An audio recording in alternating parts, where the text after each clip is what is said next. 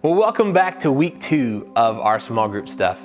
I wanted to tell you the hardest part is just committing to being a part of a small group sometimes. And if you're anything like me, I've gotten in the car and thought, man, I don't want to go to a small group. You just kind of feel like, I don't know if I want to do this or not. But almost every single time when I get there, I'm like, okay, I needed this. I needed the people around me. So it's interesting how small groups work, isn't it? The more you come, you start to get comfortable and things change and there's something that happens. And that something that happens is that it becomes personal. Like people know your name, they know you, they know what you like, they know what you enjoy doing, they know your hobbies. Well, when we look at scripture and the way that Jesus prayed, he prayed extremely personally. It wasn't to this God who he didn't know or to this thing that was so far away that he couldn't reach it. He prayed to a God that he knew was there. There's some cool stories in scripture where it talks about God speaking. And if you look at it, if you break down the verse, and we don't have time, but when you break it down, it almost, the way it describes it is if God ripped open the fabric of time and space and spoke. Not as if he spoke from the heavens so far away and it was a really hard voice to hear, but as if he spoke because he is literally here. He's here, his spirit lives inside of us. And so we're gonna walk through this, the Lord's Prayer, right? And it's something that we've probably heard, and if you were an athlete, you probably prayed it and you didn't even know why you're praying it, or maybe you grew up praying it, and I know everybody has different ways of ending it. We're not gonna get into that, but we're gonna walk through what Jesus told his disciples when they asked, what does it look like to pray? So I'm gonna read a big chunk of scripture to you, and I want you to pay attention because remember, context is king when we read the scriptures, right? We don't wanna take something out of context, right?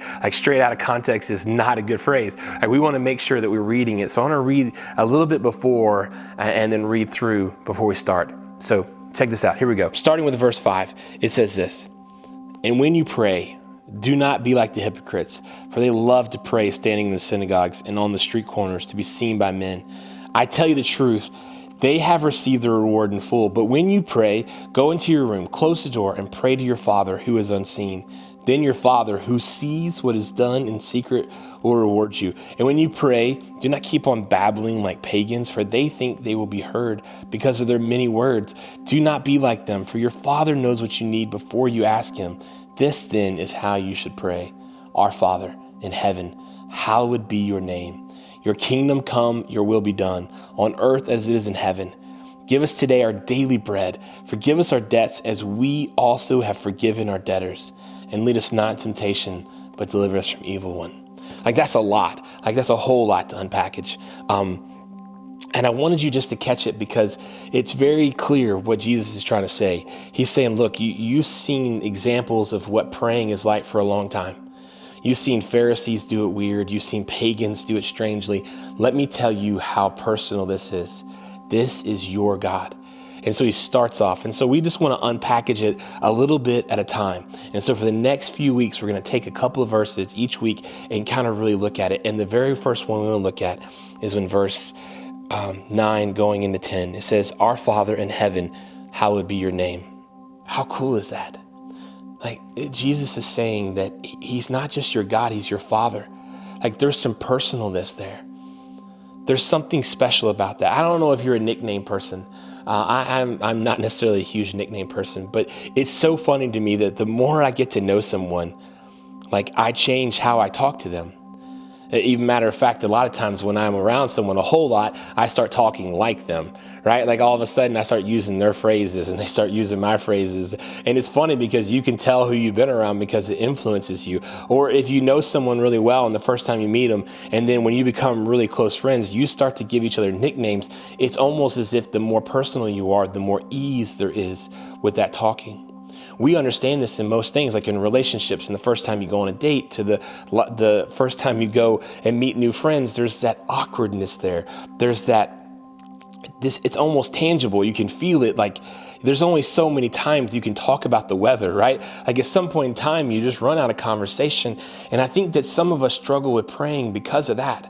Because we don't know God very well. But the crazy thing is that he knows us extremely well. In scripture, it even talks about how he knit us together in our mother's womb. There's other scriptures that talk about he knows how many hairs are on our head. Like, we serve a God who knows us. It talks about the sparrows in the fields and all these things, but it talks about how he loves us so much. He loves us so much that he knows us individually. Think through that for just a few minutes. How many people are alive on earth right now, and yet God knows us personally? You see, God knows us personally, so it makes sense for us to know him personally as well. When's the last time when you were praying, you just said, God, would you teach me about you? God, would you let the scripture that I read bring to life who you are? God, would you change how I see you? Because what happens when we get to pray to God is that there's a relationship that's built. Something changes, and the more we spend time with him, the easier it gets. Me and my wife, we sit on our back porch a lot.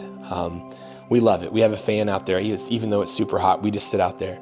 It's funny, we enjoy it so much that we have a time we just sit out there and watch the sunset or whatever, but we're out there so often that our kids are like, well, we're gonna go out there too because we wanna be around you. And we end up just spending time out there, just talking about everything from anime to something silly my kids saw on video to something cool. And it's inevitable that God will orchestrate something cool that happens. And I get to talk to them and they're like, quit being a preacher, Dad. And I'm like, this is who I am, right? Like, but there's moments where we get to weave in that, and there's just a comfortableness about us out there.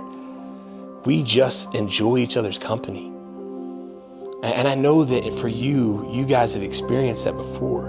And if you haven't, I hate that you haven't, and I hope you do. But we serve a God who is so, so personal. And Jesus explained that to everyone listening. Hey, look, I know you've been taught wrong for a long time. And yes, God is God, and he deserves to be praised. And yes, it even says in Revelation that his nostril breath alone can lay waste to nations, but we still get to call him Father. What would it look like every morning if you started it off like this?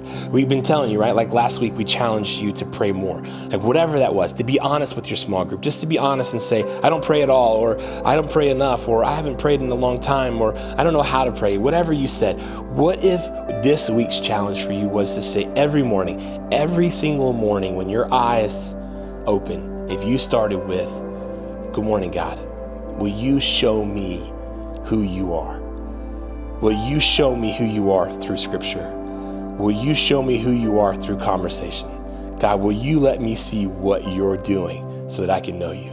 What would it look like? It would change. It would change you. I promise you it will change you. There are certain things in life that are worth investing in.